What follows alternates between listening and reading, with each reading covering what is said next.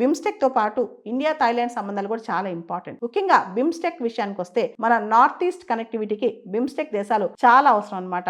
Maritime cooperation కావచ్చు, digital connectivity కావచ్చు, food, energy, climate ఇలా చాలా కొలాబరేషన్స్ కి మనకి బిమ్స్టెక్ దేశాలు చాలా అవసరం. ముఖ్యంగా మన నార్త్ ఈస్ట్ డెవలప్మెంట్ కి బిమ్స్టెక్ చాలా అవసరం అనమాట. 2018లో 4th బిమ్స్టెక్ సమ్మిట్ కి మోడీ గారు పర్సనల్ గా అటెండ్ అయ్యారనమాట. తర్వాత 5th బుద్ధిస్ట్ సమ్మిట్ ఏదైతే ఉందో అది వర్చువల్ గా జరిగింది కాబట్టి ఎవరు పర్సనల్ గా అటెండ్ కాల. ఇది మోడీ గారు ప్రత్యేకంగా 6th బిమ్స్టెక్ సమ్మిట్ కి ప్రత్యేకంగా హాజరవుతున్నారనమాట. మోడీ గారు ప్రత్యేకంగా 6th బిమ్స్టెక్ సమ్మిట్ కి పర్సనల్ గా హాజరవుతున్నారనమాట. మోడీ గారు థాయిలాండ్ ఆయన ప్రధాని అయిన తర్వాత మూడోసారి థాయిలాండ్ వెళ్ళటం. ఇక్కడ భారత్ థాయిలాండ్ సంబంధాల గురించి కూడా కొంచెం చెప్పుకోవాలి. భారత్ థాయిలాండ్ మధ్య వాణిజ్యం దాదాపు $16.89 బిలియన్, అంటే $17 బిలియన్ ఉంది.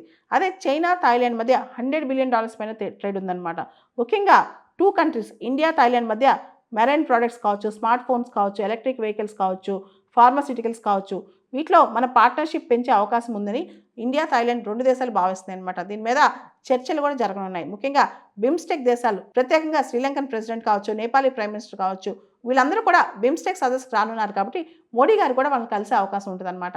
ఇక్కడ థాయిలాండ్ నుంచి మోడీ గారు శ్రీలంకకి బయలుదేరి వెళ్తున్నారనమాట. అక్కడి నుంచి ఆయన తమిళనాడుకు వచ్చి పంబన్ బ్రిడ్జ్ కూడా ఇనాగ్రేట్ చేయబోతున్నారంట.